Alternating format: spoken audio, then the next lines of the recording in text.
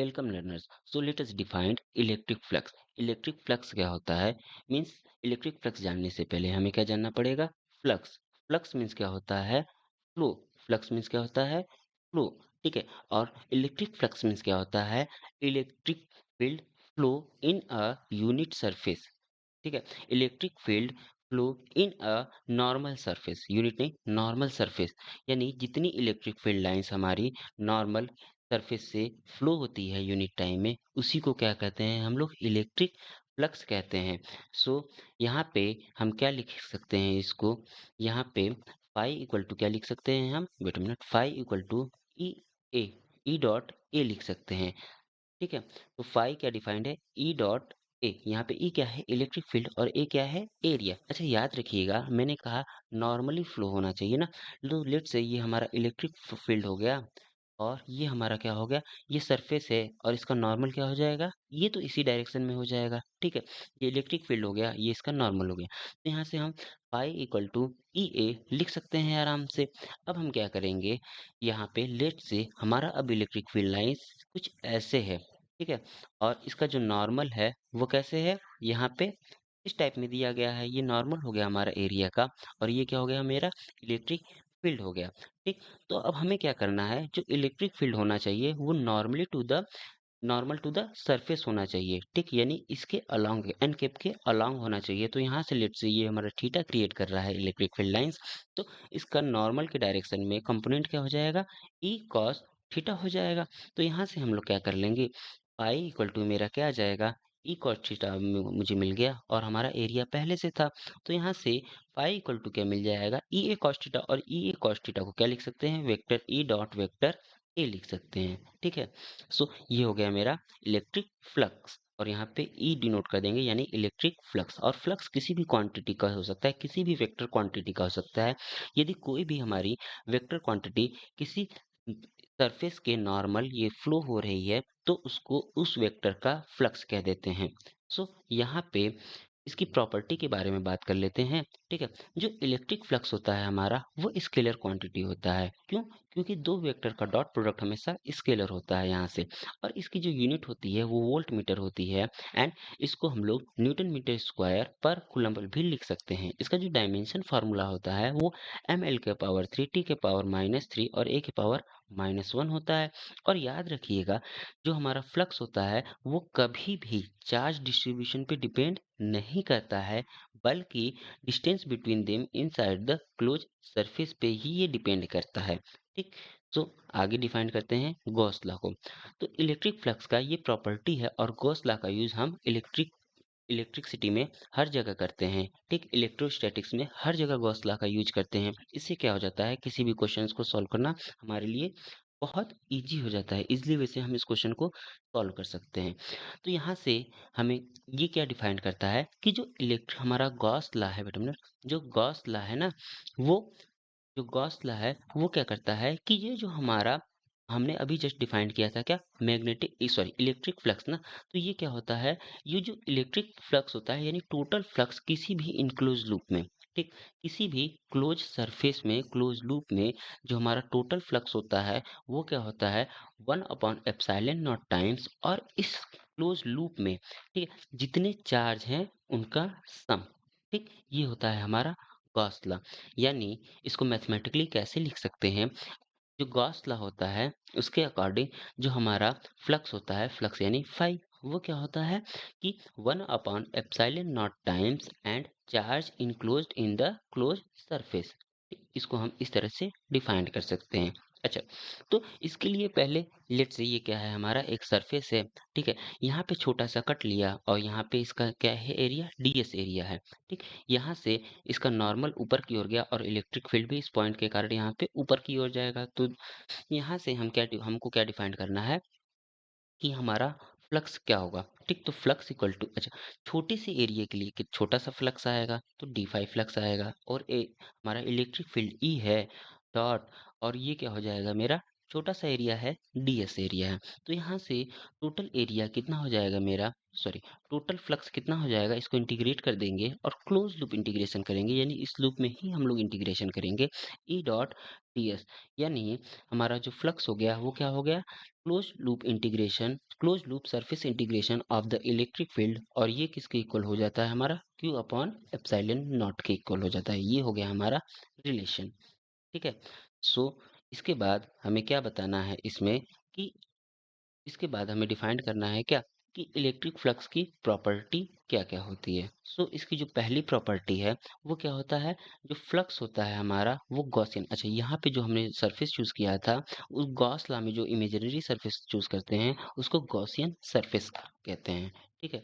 सो इसमें पहला क्या है, कि जो फ्लक्स है हमारा वो Gaussian surface is independent of the shape, यानी हम लोग कोई भी गॉसियन सरफेस यहाँ पे यूज कर सकते हैं। यहाँ पे फ्लक्स जो है वो डिपेंड नहीं करता शेप पे। जो फ्लक्स होता है, सेकंड क्या है, जो फ्लक्स होता है Gaussian surface only on charge present inside the Gaussian surface. जो फ्लक्स होता है वो केवल हमारा चार्ज पे डिपेंड करता है। ठीक है। जो कहाँ है हमारे, इनसाइड द गॉसियन सरफेस है, गॉसियन सरफेस के बाहर नहीं, गॉसियन सरफेस के अंदर जो चार्ज है हमारा फ्लक्स केवल उन पे डिपेंड करता है। ठीक। नेक्स्ट क्या है इसमें, जो फ्लक्स है वो हमारा वो इंडिपेंडेंट होता है चार्ज के पोजीशन पे, यानी चार्ज के पोजीशन पे हमारा फ्लक्स डिपेंड नहीं करता है। और ये जो नेक्स्ट है क्या, जो इलेक्ट्रिक फील्ड इंटेंसिटी होती है वो क्या होती है, Gaussian surfaces due to all charges present. ठीक है। ये इलेक्ट्रिक फील्ड जो होता है यहाँ पे अंदर जितने भी चार्जेस हैं सबके प्रेजेंट होने के कारण ही हमारा इलेक्ट्रिक फील्ड वो वहाँ पे कैलकुलेट किया जाता है उससे। और अगला क्या है इसमें, जो क्लोज्ड हमारा सरफेस था उसमें क्या था, incoming flux is negative is taken negative, यानी जो यदि हमारे क्लोज लूप सरफेस में कोई फ्लक्स आ रहा है, कोई इलेक्ट्रिक फील्ड आ रही है तो उसको हम लोग नेगेटिव लेते हैं, और यदि इलेक्ट्रिक फील्ड बाहर की ओर जाती है तो उसको हम लोग क्या लेते हैं, पॉजिटिव लेते हैं। ठीक है। तो यहाँ से क्या हो जाता है, कि जो हमारा गॉसियन सरफेस होता है वो क्या होता है, phi equal to zero does not employ, यदि हमारा फ्लक्स जीरो है तो इसका ये मतलब नहीं हो सकता है कि इलेक्ट्रिक फील्ड भी उसका जीरो हो। लेकिन यदि इलेक्ट्रिक फील्ड जीरो होगा तो हमारा फ्लक्स भी क्या हो जाएगा, जीरो हो जाएगा। तो जो गॉस लॉ होता है और कूलम्ब लॉ और इक्विवेलेंट, वो एक दूसरे के इक्विवेलेंट है। यदि हम अज्यूम करें कि Coulomb law we can prove, ठीक है, तो यदि हम गॉस लॉ से क्या कर सकते हैं, कूलम्ब लॉ को प्रूफ कर सकते हैं। गॉस लॉ से हम क्या कर सकते हैं, कूलम्ब लॉ को प्रूफ कर सकते हैं, और कूलम्ब लॉ से हम लोग क्या कर सकते हैं, गॉस लॉ को भी प्रूफ कर सकते हैं। ठीक है। तो ये क्या होता है, गॉस लॉ क्या होता है, हमारा एक हाइपोथेटिकल स्फीयर, ठीक है, हाइपोथेटिकल सरफेस होता है, इसको क्या कहते हैं, गॉसियन सरफेस कहते हैं। इसका रेडियस क्या है, लेट्स से स्मॉल आर है। ठीक है। और चार्ज इस पे कितना है, क्यू है सेंटर पे। तो कूलम्ब लॉ से हम लोग क्या कर सकते हैं, अच्छा यहाँ पे क्या हो जाएगा हमारा, E equal to 1/4 pi epsilon not R cube, electric field क्या हो जाएगा, E upon 1/4 pi epsilon not R cube हो जाएगा। और यहाँ से हमारा जो इलेक्ट्रिक फ्लक्स होता है छोटे से एरिया के लिए, डीएस एरिया के लिए क्या हो जाता है, ई डॉट डीएस। तो यहाँ से हम क्या करेंगे, मल्टीप्लाई कर देंगे और हमारा फ्लक्स निकल गया। इसके बाद क्या करेंगे, हमारा जो डायरेक्शन है आर और डीएस का वो तो सेम ही डायरेक्शन में है। ठीक है। तो यहाँ पे हमारा एंगल कितना हो जाएगा, कॉस थीटा की वैल्यू जीरो, और कॉस थीटा की वैल्यू कॉस जीरो हो जाएगी, और कॉस जीरो की वैल्यू कितनी होती है, 1। यानी ये क्या हो गया, हमें ई डॉट डी मिल जाएगा। इसके बाद ई की वैल्यू क्या है, 1/4 pi epsilon nought Q by R cube है। और यहाँ पे हमें क्या मिल जाएगा, केवल इंटीग्रेशन ऑफ डीएस। अच्छा, तो स्फीयर का इंटीग्रेशन सरफेस कितना होता है, 4 पाई आर स्क्वायर होता है। यहाँ पे हमने 4 पाई आर स्क्वायर पुट कर दिया तो हमें क्या मिल जाएगा, E dot close surface integration of the electric field is equal to Q upon epsilon nought. यही तो होता है हमारा गॉस लॉ का डिफिनेशन। ठीक। ये क्या हो गया, ये हमें रिजल्ट मिल गया। अब यहाँ से क्या करेंगे हम, कि अगले टॉपिक पे चलते हैं। तो ये क्या हो जाता है हमारा, कि ये जो हमारा क्लोज बॉडी है, ठीक, क्लोज बॉडी, ये ये क्या करते हैं, इसको इस प्लेस्ड इन इसी क्लोज बॉडी को यदि हम इलेक्ट्रिक फील्ड फील्ड में क्या किए, पुट कर दिए। ठीक है। चाहे वो यूनिफॉर्म हो चाहे वो नॉन यूनिफॉर्म हो, तो जो फ्लक्स होता है उस पे क्या हो जाता है हमारा, जीरो। यानी क्लोज बॉडी के लिए यदि किसी भी क्लोज बॉडी को, ठीक, यदि उस पे नॉट इनक्लोजिंग एनी चार्ज, यदि कोई क्लोज बॉडी है वो चार्ज इनक्लोज नहीं कर रहा है और उसको हम इलेक्ट्रिक फील्ड में रख देते हैं, तो उस पे क्या हो जाता है, हमारा फ्लक्स क्या हो जाता है, जीरो हो जाता है। ठीक है। और यदि कोई क्लोज बॉडी है वो चार्ज क्यू कंटेन कर रहा है, तो टोटल फ्लक्स उसके लिए कितना हो जाता है, किसी कंप्लीट क्लोज बॉडी के लिए टोटल फ्लक्स क्या हो जाता है, क्यू अपॉन एप्सिलॉन नॉट। कोई भी क्लोज बॉडी हो, यदि वो क्यू चार्ज कंटेन कर रहा है तो उसके लिए क्या हो जाता है, हमारा flux Q phi equal to Q upon epsilon not. ठीक है, कोई भी बॉडी ले सकते हैं। तो यहाँ से ई डॉट ये कैसे आया कि जो हम जानते हैं हमारा surface integration, close loop surface integration of the electric field, ये किसके इक्वल होता है, क्यू अपॉन एप्सिलॉन नॉट। इसीलिए किसी भी एक कंप्लीट बॉडी के लिए हमारा जो फ्लक्स होगा वो क्या हो जाएगा, क्यू अपॉन एप्सिलॉन नॉट। ठीक है, अब लेट से हम क्या करते हैं, कोई हमारा सिमेट्रिकल बॉडी है, ठीक है, और चार्ज क्या है उसके सेंटर पे रखा गया है, और उसको हम क्या करते हैं, फिर हाफ कर देते हैं। जब हम हाफ कर देंगे तो उसका फ्लक्स भी कितना हो जाएगा, हाफ हो जाएगा। ठीक है, और कोई सिमेट्रिकल बॉडी रखा गया है, उसको एन आइडेंटिकल फेसेस हैं, उसके कितने फेसेस हैं, एन आइडेंटिकल फेसेस हैं, तो उसमें हमारा जो फ्लक्स हो जाएगा वो क्या हो जाएगा, ईच फेस का फाई अपॉन एन यानी Q upon N epsilon nought हो जाएगा। ये याद रखिएगा, इस टाइप के क्वेश्चंस एग्जाम में आते हैं। सो इसमें क्या है कि जो हमारा गॉस लॉ होता है ये एक पावरफुल टूल है। ठीक है, ये हमारा क्या है, एक पावरफुल टूल है। इससे हम इलेक्ट्रिक फील्ड इंटेंसिटी तुरंत कैलकुलेट कर सकते हैं। ठीक है, चार्ज डिस्ट्रीब्यूशन, यदि कोई भी चार्ज डिस्ट्रीब्यूशन हो उसके अकॉर्डिंग हम क्या कर सकते हैं, गॉसियन सरफेस चूज करते हैं और हमारा इलेक्ट्रिक फील्ड की वैल्यू उसमें तुरंत आ जाती है। इसमें सबसे पहले क्या करते हैं, इलेक्ट्रिक फील्ड को देखते हैं कि ये हमारा, अच्छा, गॉसियन सरफेस चूज करने के से पहले ये हम चेक कर लेते हैं कि हमारा जो इलेक्ट्रिक फील्ड है उस गॉसियन सरफेस के पैरेलल है या फिर परपेंडिकुलर है। ठीक, जैसे एग्जांपल में हम देखते हैं कि हमने एक प्लेन शीट लिया, यहाँ पे क्या है, हमारा एक प्लेन शीट है ना। सो यहाँ पे हमें क्या चूज करना पड़ेगा, यहाँ पे हमें एक सिलेंड्रिकल, हमारा एक सिलेंड्रिकल गॉसियन सरफेस चूज करना पड़ेगा हमें। और इस प्लेट की जो डेंसिटी है वो कितनी है, चार्ज डेंसिटी सिग्मा है। तो यहाँ पे हमें क्या करना है कि ई एटा पॉइंट पी हमें कैलकुलेट करना है। ठीक है, तो यहाँ से हम क्या करेंगे कि गॉसियन सरफेस को पिल बॉक्स यानी सिलेंड्रिकल बॉक्स की तरह हम यूज करते हैं। और यहाँ से क्या हो जाएगा, देखिएगा, ये तो हो गया हमारा इधर की ओर, इसके कारण ये सिलेंड्रिकल लूप है ना, तो इसका सरफेस इधर की ओर और इसका सरफेस हमारा ये भी इधर की ओर है। इलेक्ट्रिक फील्ड इसके कारण इधर की ओर, और ये हमारा जो एरिया का नॉर्मल है ये भी एक डायरेक्शन में है, तो दोनों में एंगल जीरो हो जाएगा। यहाँ भी इलेक्ट्रिक फील्ड इस डायरेक्शन में और यहाँ पे हमारा जो नॉर्मल है ये भी इस डायरेक्शन में हो जाएगा, तो ये भी हमारा 0 डिग्री एंगल बनाएगा। बट ये जो बाकी का शेप बचा ना, ये वाला शेप, ठीक है, इसके लिए हमारा इलेक्ट्रिक फील्ड का डायरेक्शन तो इस डायरेक्शन में था इलेक्ट्रिक फील्ड, और हमारा जो नॉर्मल का डायरेक्शन है वो परपेंडिकुलर अपवर्ड आएगा। यानी wait a minute, electric field का डायरेक्शन, हमारा इलेक्ट्रिक फील्ड का डायरेक्शन तो ऐसे था, इधर के लिए ई, ठीक है, और यहाँ पे जो नॉर्मल का डायरेक्शन आएगा इसके लिए कुछ इस टाइप का आएगा, और यहाँ पे एंगल कितना बनेगा, 90 डिग्री। और यदि हम फ्लक्स फाइंड करते हैं तो ये हमारा क्या होता है, तीनों सरफेस के कारण। ठीक है, पहला क्या है, पहले सरफेस के कारण ई एस बनेगा, दूसरे सरफेस के कारण ई एस बनेगा, और तीसरे सरफेस के कारण जीरो बनेगा। जीरो क्यों बनेगा, क्योंकि E dot S equal to क्या हो जाता है हमारा, ई एस कॉस थीटा हो जाएगा, है ना। अब कॉस थीटा की वैल्यू यहाँ पे कितनी हो जाएगी, 90 डिग्री हो जाएगी, और 90 डिग्री की वैल्यू कितनी होती है, 1 होती है। तो इसीलिए केवल हम लोग ई एस और यहाँ पे ई एस और ई एस को ऐड करेंगे, और यहाँ पे हमें क्या मिल जाएगा, फाइनली 2 ES मिल जाएगा। ठीक है, सो फ्लक्स इक्वल टू क्या होता है, 1/एप्सिलॉन नॉट इंटू चार्ज। तो यहाँ से फ्लक्स की वैल्यू हमें कितनी मिली, 2 ES मिल गई ना। तो यहाँ से हमारा इलेक्ट्रिक फील्ड का क्या हो जाएगा, formula E equal to sigma upon 2 epsilon naught. Means किसी भी प्लेन शीट के लिए हमारा जो इलेक्ट्रिक फील्ड की वैल्यू होती है वो क्या होती है, सिग्मा अपॉन 2 एप्सिलॉन नॉट होती है।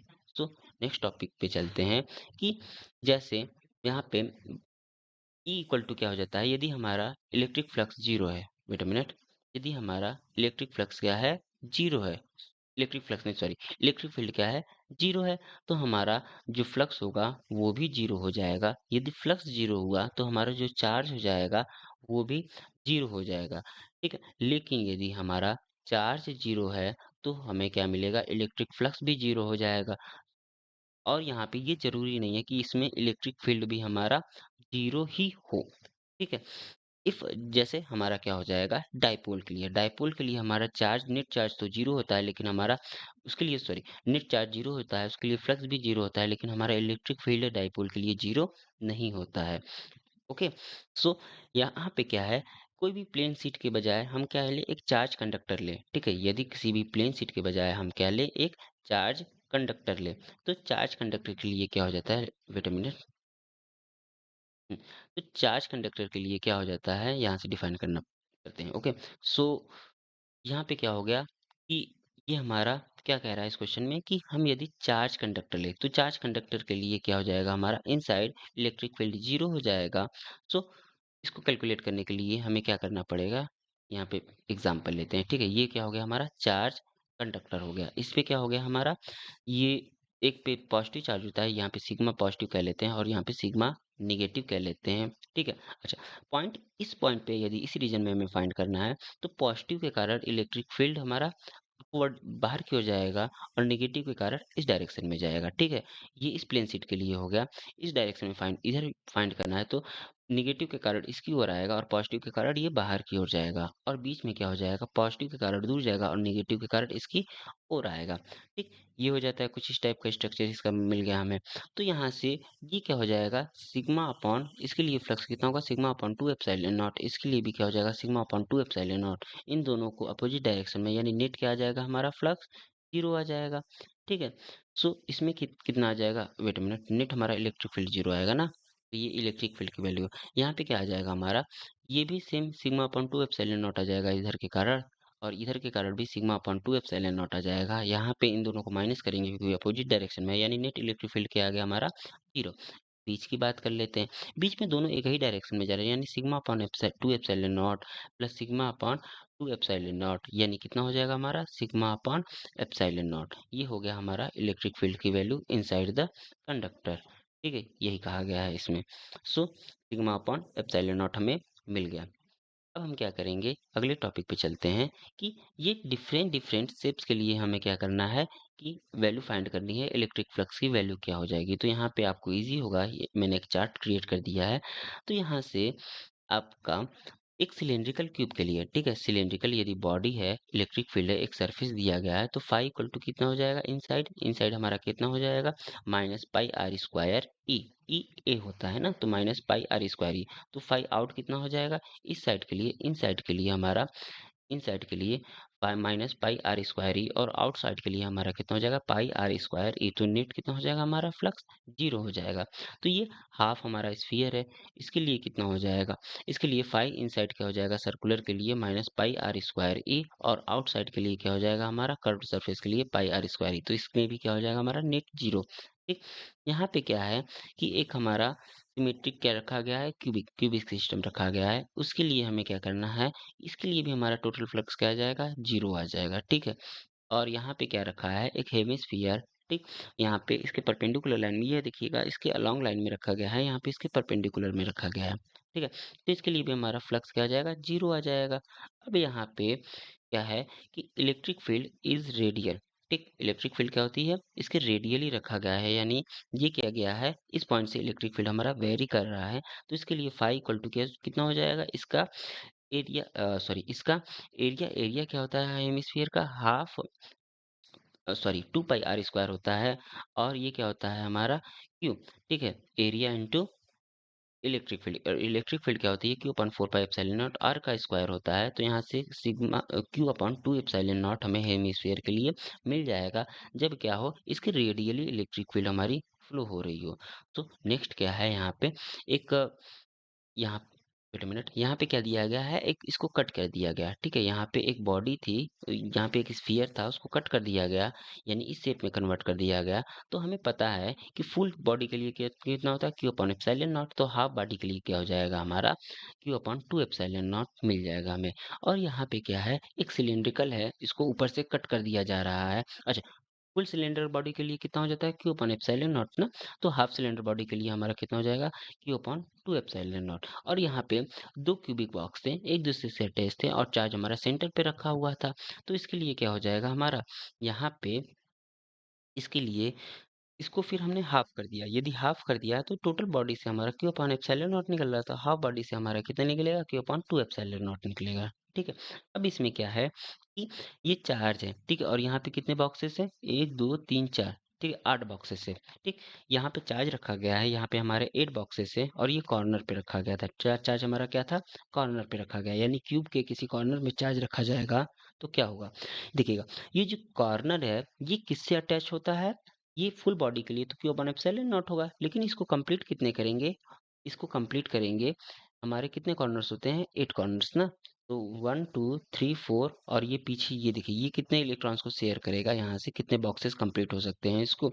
यहाँ से हमारा ये हो गया 1, 2, 3 और एक पीछे जाएगा 4, यानी 4, 4, 8 से ये शेयर करेगा, यानी क्यू अपॉन एप्सिलॉन नॉट। यदि हम किसी कॉर्नर पे रखें तो क्यूब के किसी कॉर्नर पे रखें तो उसके लिए हमारा जो फ्लक्स हो जाएगा वो क्या हो जाएगा? Q upon 8 epsilon naught. और यहाँ पे क्या है? ये बेसिकली फेस के लिए, यहाँ पे फेस के लिए रखा गया है ना, तो फेस किस कंप्लीट करने के लिए इस चार्ज को एक हमें अनदर फेस यहाँ पे ड्रॉ करना पड़ेगा और यहाँ से हमारा ये कंप्लीट हो जाएगा, यानी दो फेस। एक चार्ज को कंप्लीट कितने के लोग करेंगे?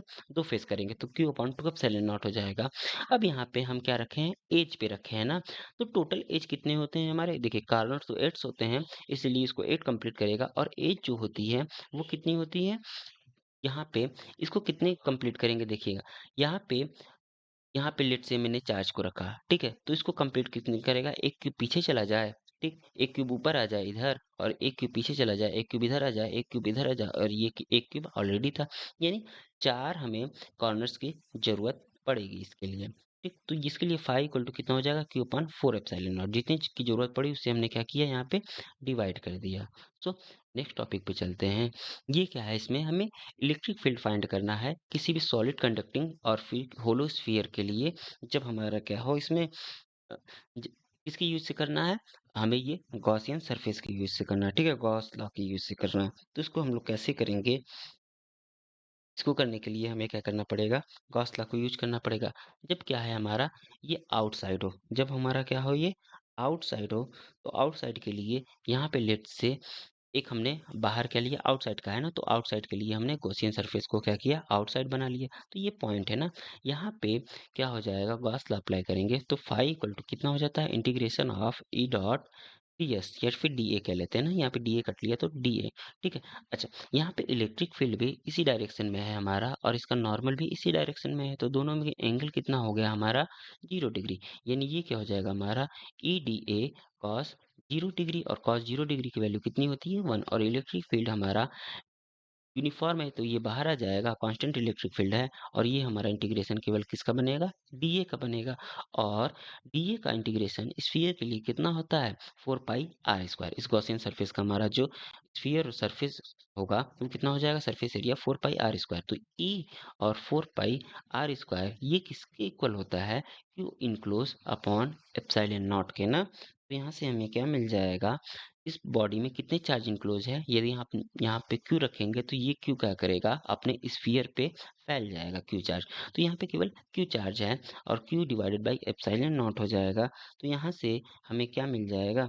यहाँ से हमें मिल जाएगा ई आउटसाइड ना। तो ई आउटसाइड की वैल्यू कितनी मिल जाएगी हमें? ई आउटसाइड के लिए ये कितना मिल जाएगा?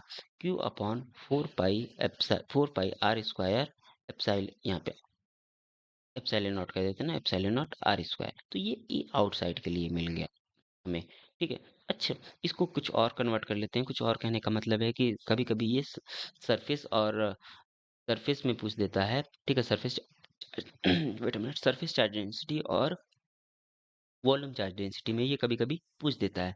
तो वॉल्यूम चार्ज डेंसिटी के लिए हमारा रो इक्वल टू कितना हो जाता है? Q equal to rho D V होता है ना, यानी Q equal to rho V हो जाएगा। और वी की वैल्यू कितनी होती है? रो, और ये होती है 4/3 पाई r क्यूब होती है, ठीक है? तो यहाँ से पुट कर देते हैं, ये क्या हो जाएगा? 4 एंड रो और 4/3 पाई r क्यूब हो जाएगा। तो यहाँ से डिवाइड में क्या था हमारा? Already 4 pi epsilon not r square था। तो यहाँ से हमें कितना मिल जाएगा? ये यहाँ से देखिएगा, 4 पाई से तो 4 पाई कैंसिल आउट हो जाएगा, यानी हमें कितना मिलेगा? रो r cube divided by 3 epsilon not r square. ये हो गया हमारा इलेक्ट्रिक फील्ड आउटसाइड, ठीक है? इसी तरह हम सिग्मा की टर्म में भी इसको लिख सकते हैं।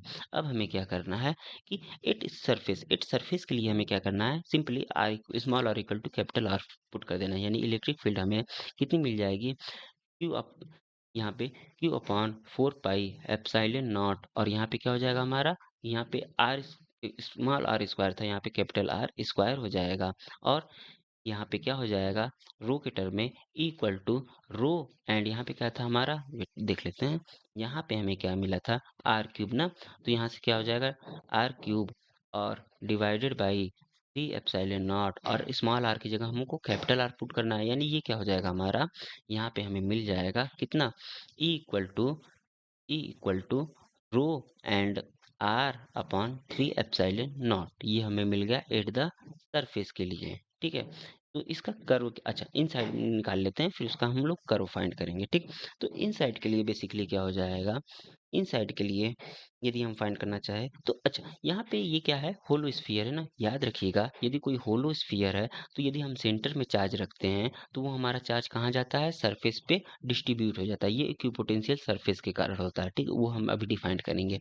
तो यहाँ से क्या हो जाएगा, इनसाइड जो हमारा चार्ज है इनक्लोज्ड, वो कितना हो जाएगा, जीरो हो जाएगा, क्योंकि अंदर कोई चार्ज प्रेजेंट नहीं रहेगा। जब अंदर कोई चार्ज प्रेजेंट नहीं रहेगा तो उसके लिए हमारा जो फ्लक्स होगा फाई इक्वल टू क्या होता है, क्यू अपॉन एप्सिलॉन नॉट ना, तो ये भी फ्लक्स हमारा जीरो हो जाएगा। जब हमारा चार्ज जीरो है और यहाँ पे फ्लक्स भी जीरो है तो हमारा इलेक्ट्रिक फील्ड भी क्या हो जाएगा, जीरो हो जाएगा, यानी इनसाइड कोई भी हमारा इलेक्ट्रिक फील्ड नहीं होगा। तो इसके लिए बेसिकली ग्राफ कैसे डिनोट कर सकते हैं हम लोग, यहाँ से देखिएगा, इसके लिए हमारा ई जो है वो क्या है, वेट अ मिनट, तो इसके लिए हमारा ग्राफ क्या हो जाएगा, यहाँ से ई हो गया इलेक्ट्रिक फील्ड, और यहाँ पे क्या हो गया हमारा डिस्टेंस, इन दोनों के बीच में बेसिकली हमें ग्राफ बनाना है। ठीक, तो सबसे पहले यहाँ तक क्या है इसका, कैपिटल आर तक, स्मॉल आर कहाँ से वेरी कर रहा है, जीरो से लेके कैपिटल आर तक, यहाँ पे इनसाइड कोई भी इलेक्ट्रिक फील्ड नहीं है, और यहाँ पे हमारा कितना बन रहा है electric field, E proportional to rho, यहाँ पे रो बाई थ्री, यहाँ पे क्या है, यहाँ पे हमारा बन रहा है, क्या बन रहा है, यहाँ पे बन रहा है हमारा rho upon 3 r upon epsilon not बन रहा है ना। अब इसके बाद जो इसके बाद आउटर साइड में जाएंगे तो यहाँ से ई हमारा प्रोपोर्शनल किसके, 1/r² के प्रोपोर्शनल है ना यहाँ से, तो यहाँ पे ये क्या हो जाएगा, वेट मिनट, यहाँ से हमें क्या मिल जाएगा, यहाँ से हमारा ये कुछ ग्राफ एक्सपोनेंशियली, सॉरी, ये आर स्क्वायर के इन्वर्सली प्रोपोर्शनल था ना, तो E is inversely proportional to R square, तो इसके लिए हमारा ओवरऑल ग्राफ ये मिलेगा। सो नेक्स्ट टॉपिक पे चलते हैं। अब हमें क्या करना है कि कोई भी इलेक्ट्रिक फील्ड, सॉरी, कोई एक स्ट्रेट वायर के लिए हमें क्या करना है, इलेक्ट्रिक फील्ड फाइंड करना है। तो लेट्स से ये हो गया हमारा, अच्छा स्ट्रेट वायर के लिए पहले फाइंड कर लेते हैं। ठीक, स्ट्रेट वायर के लिए इलेक्ट्रिक फील्ड कितना हो जाएगा हमारा, तो यहाँ पे क्या हो गया, मेरा एक स्ट्रेट वायर हो गया ये। ठीक है, सो इस पे क्या है, पॉजिटिव चार्ज है, इसके लिए हमें गॉसियन सरफेस क्या चूज करना पड़ेगा, इसके लिए गॉसियन चूज सरफेस, एक सिलेंड्रिकल गॉसियन सरफेस चूज करना पड़ेगा, और यहाँ पे क्या हो जाएगा, ये हमारा सिलेंड्रिकल गॉसियन सरफेस हो गया। ठीक है, तो यहाँ पे ये हमारा चार्ज है पॉजिटिव, तो यहाँ से हमें क्या मिल जाएगा, ठीक, इसका नॉर्मल एरिया इस, यहाँ पे 3 पार्ट में ये डिवाइड हो गया, 1 और ये 2 हो जाएगा, ये 3 हो जाएगा। अच्छा, इसके लिए इस सरफेस के लिए ये क्या है, कुछ ऐसे है ना, तो इसका नॉर्मल हमें नीचे की ओर मिलेगा, तो इसका नॉर्मल हमें नीचे की ओर मिला, और हमें क्या करना है, पॉइंट पी पे फाइंड करना है, यानी कहीं इस एक्सियल डायरेक्शन में ना, तो यहाँ से हमारा इलेक्ट्रिक फील्ड कुछ इस डायरेक्शन में था, ई पी।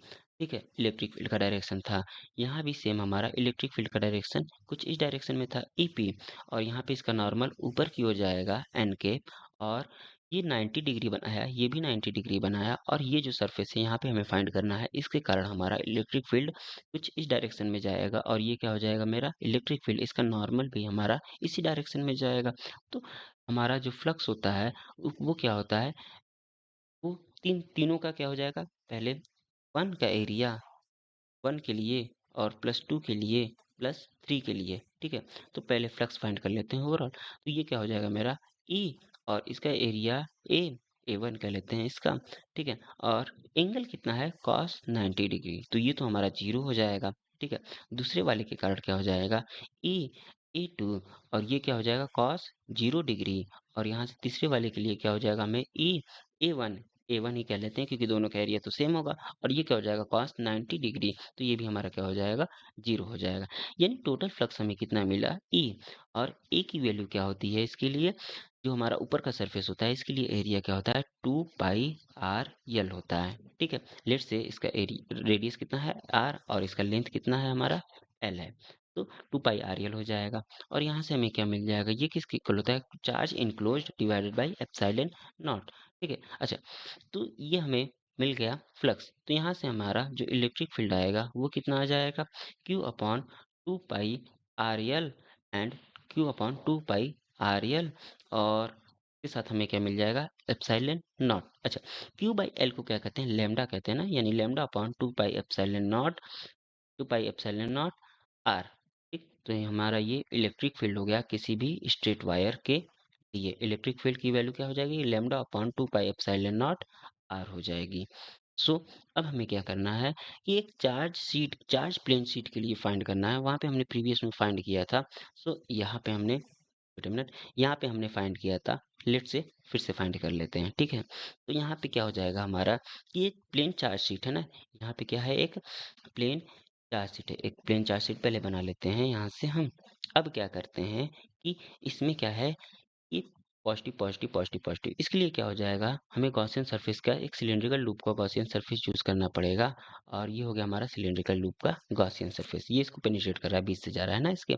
सो यहाँ पे इलेक्ट्रिक फील्ड का डायरेक्शन क्या हो जाएगा इधर की ओर हो जाएगा। ठीक है, क्योंकि यहाँ पे पॉजिटिव पॉजिटिव है और ये इसके परपेंडिकुलर रखा गया है। यहाँ पे पॉजिटिव पॉजिटिव ये रिपल करेगा इधर की ओर इलेक्ट्रिक फील्ड का डायरेक्शन, और यहाँ से इसका नॉर्मल भी इसी डायरेक्शन में आ जाएगा। ठीक, इस पॉइंट के लिए बात कर लेते हैं। यहाँ से क्या हो जाएगा हमारा इलेक्ट्रिक फील्ड का डायरेक्शन क्या हो जाएगा इसी डायरेक्शन में हो जाएगा, और यहाँ से इसका नॉर्मल भी इसी डायरेक्शन में आएगा। और तीसरे सरफेस के लिए बात कर लेते हैं। इलेक्ट्रिक फील्ड हमारा तो ऐसे आएगा लेकिन इसका नॉर्मल इसके परपेंडिकुलर अपवर्ड जाएगा। और तो ये 3 पार्ट में डिवाइड हो गया ना, ये हो गया 1, ये हो गया 2 और ये हो गया हमारा 3 हो गया। तो ई की जो हमारी फ्लक्स होती है फाई, उसकी वैल्यू क्या हो जाएगी 1 प्लस 2 प्लस 3। तो 1 के लिए देख लेते हैं हमारा क्या हो जाएगा। 1 के लिए हो जाएगा हमारा ई ए, और ये क्या हो जाएगा कॉस 0 डिग्री। और दूसरे के लिए हमारा ई ए ए, इसको A1 कह लेते हैं। ठीक है, क्योंकि इसका एरिया क्या होता है 2 पाई आर एल और इसका एरिया क्या होता है पाई आर स्क्वायर। ठीक, तो यहाँ से हमें क्या मिल जाएगा E A1 और cos 90 डिग्री, और इसकी वैल्यू तो 0 हो जाएगी क्योंकि यहाँ से 90 डिग्री का एंगल बन रहा था। ये इलेक्ट्रिक फील्ड हो गया, ये इसका नॉर्मल हो गया। ठीक, तो यहाँ से बचा हमारा क्या EA cos 0 डिग्री। तो यहाँ से हमें क्या मिल जाएगा फाई इक्वल टू क्या मिल जाएगा 2EA मिल जाएगा ना, और ये किसके इक्वल होता है Q अपॉन एप्सिलॉन नॉट के इक्वल होता है। तो यहाँ से हमें क्या मिल जाएगा E equal to Q upon 2 and A और एप्सिलॉन नॉट। अच्छा, Q बाई A क्या होता है यही तो सिग्मा होता है, यानी सिग्मा अपॉन 2 एप्सिलॉन नॉट हमें इलेक्ट्रिक फील्ड मिल गया किसी भी चार्ज प्लेन शीट के कारण। तो हम लोग इस पे एक एग्जांपल सॉल्व करते हैं। यहाँ रहा हमारा एग्जांपल। इसमें क्या दिया गया है, एक हमारा स्फेरिकली चार्ज डिस्ट्रीब्यूशन है। इसमें इलेक्ट्रिक फील्ड की वैल्यू दी गई है के आर के पावर 7 आर कैप, और यहाँ पे के क्या है हमारा कांस्टेंट है, और इसमें हमें वॉल्यूम चार्ज डेंसिटी बतानी है। तो इसको कैसे सॉल्व करेंगे, हम क्या जानते हैं जो हमारा ई डॉट एस होता है वो क्या होता है हमारा equal to Q upon epsilon naught. और यहाँ से क्यू अपॉन एप्सिलॉन नॉट को हम लोग क्या लिख सकते हैं रो डीवी लिख सकते हैं। Okay, so rho DV upon epsilon not. ठीक, तो यहाँ से हमें क्या मिल जाएगा, यहाँ पे हमें मिलेगा ई की वैल्यू कितनी है के आर के पावर 7 आर कैप डॉट, और एस की वैल्यू कितनी होती है 4 pi R square and N cap. यहाँ से R cap dot N cap की वैल्यू कितनी हो जाएगी 1 हो जाएगी, और यहाँ से हमें क्या मिल जाएगा रो, और डीवी की वैल्यू कितनी होती है 4 पाई आर स्क्वायर होती है।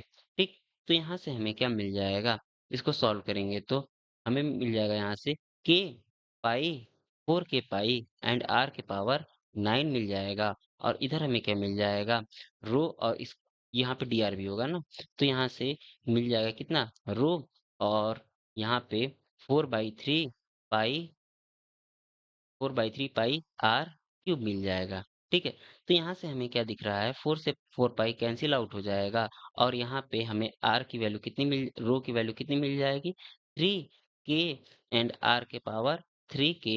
एप्सिलॉन नॉट भी ना, यहाँ पे एप्सिलॉन नॉट भी था, वेट अ मिनट, यहाँ पे एप्सिलॉन नॉट भी था। तो यहाँ से मिल जाएगा 3, यहाँ पे बी एप्सिलॉन नॉट था, तो यहाँ पे क्या मिल जाएगा 3k और epsilon not 3k epsilon not r के पावर 6 मिल जाएगा। सो ये हो गया हमारा फाइनल आंसर। यहाँ पे थोड़ा सा मिस्टेक है, यहाँ पे 9 नहीं होगा, यहाँ पे क्या होगा 6 होगा। ये हमारा क्या हो जाएगा, करेक्ट ऑप्शन हो जाएगा। सो नेक्स्ट क्वेश्चन सॉल्व करते हैं।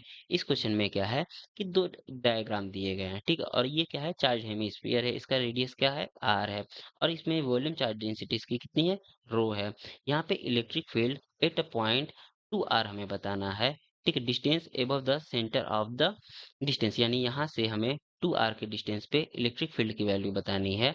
यहाँ से हमें क्या हो जाएगा, और wait a minute, above its center E, then what is the electric field at a point which is 2r below its center, यानी 2r below the center electric field कितना हो जाएगा, ये हमें बताना है। तो यहाँ से हम क्या करेंगे, हम जानते हैं एक हमारा कंप्लीट स्फीयर के लिए क्या हो जाता है, रो आर अपॉन 12 एप्सिलॉन नॉट इसके लिए हो जाएगा इलेक्ट्रिक फील्ड। सो हम इसको दो पार्ट में डिवाइड कर सकते हैं ना, ये रहा हमारा फुल, ये रहा हमारा फुल स्फीयर, इसमें से क्या कर देंगे हम, ये कर देंगे, इतना माइनस कर देंगे, तो हमें कितना मिल जाएगा, ये वाला बॉक्स मिल जाएगा, और हमें बेसिकली इसी के लिए बताना है। तो ये फुल स्फीयर के लिए हो गया, ठीक, ये हमारा हो गया इसके लिए। और ये इसमें से यदि हम इतना माइनस कर देते हैं तो हमें ये मिल जाएगा, यानी माइनस ई इलेक्ट्रिक फील्ड माइनस कर देंगे तो हमें इतना मिल जाएगा। सो इसके लिए ऑप्शन क्या सही हो जाएगा हमारा, rho R upon 12 epsilon naught minus E. Next question solve करते हैं इसी पे। तो ये क्या है हमारा, एक फील्ड दिया गया है, इलेक्ट्रिक फील्ड की वैल्यू दे दी गई है, और इसमें क्या दिए दिया गया है, क्यूब का जो साइड है 1 मीटर का है, ठीक है। तो यहाँ से हमें क्या बताना है, वेट अ मिनट, यहाँ से हमें क्या बताना है कि यहाँ पे दिया गया है क्या, अल्फा एप्सिलॉन नॉट वैल्यू है, ठीक है, oriented us shown in the diagram is given by alpha epsilon not. तो हमें क्या करना है इसमें, अल्फा की वैल्यू बतानी है, ये हमें चार्ज की वैल्यू गिवन है। तो इसको कैसे सॉल्व करेंगे हम लोग, इसको सॉल्व करने के लिए हमें क्या करना पड़ेगा बेसिकली, यहाँ, वेट अ मिनट, तो इसको सॉल्व करने के लिए हमें बेसिकली क्या करना पड़ेगा, यहाँ पे क्या होगा हमारा, यहाँ पे फाई इक्वल टू क्या होता है हमारा, ई डॉट एस होता है ना, vector E dot vector S हो जाएगा। तो यहाँ से हमें क्या मिल जाएगा, इलेक्ट्रिक फील्ड की वैल्यू कितनी है, ये पुट कर लेते हैं, -4x i cap plus 6y, और ये क्या हो जाएगा, जे कैप हो जाएगा। और यहाँ से हमारा ये एस की वैल्यू कितनी हो जाएगी, dx i कैप, यहाँ पे dx i कैप, और यहाँ पे हमारा dy j कैप, और यहाँ पे क्या हो जाएगा हमारा प्लस dz k कैप हो जाएगा। तो यहाँ से हमें क्या मिल जाएगा, -4, और इसका क्या है, एरिया है ना, ये यहाँ पे सॉरी, यहाँ पे क्या हो जाएगा, एरिया के लिए ax ना, ax, और यहाँ पे ay, और यहाँ पे az मिल जाएगा, ठीक है हमें। तो यहाँ से हमें कितना मिल जाएगा, -4, और एरिया कितना है 1 है, और यहाँ पे +6, और एरिया कितना है इसका, यहाँ पे एरिया भी इसका 1 दिया गया है, तो ये हमें ओवरऑल मिल जाएगा कितना, 2 मिल जाएगा, ठीक। तो यहाँ पे हमारा कितना हो जाएगा, ये 2 हो गया, और ये किसके इक्वल होता है, क्यू अपॉन एप्सिलॉन नॉट के इक्वल होता है। तो यहाँ से हमारा चार्ज कितना आ जाएगा, 2 एप्सिलॉन नॉट, यानी यहाँ से अल्फा की वैल्यू कितनी आ जाएगी, अल्फा इक्वल टू हमारा आ जाएगा 2 आ जाएगा। ये हो गया हमारा फाइनल आंसर। So thanks.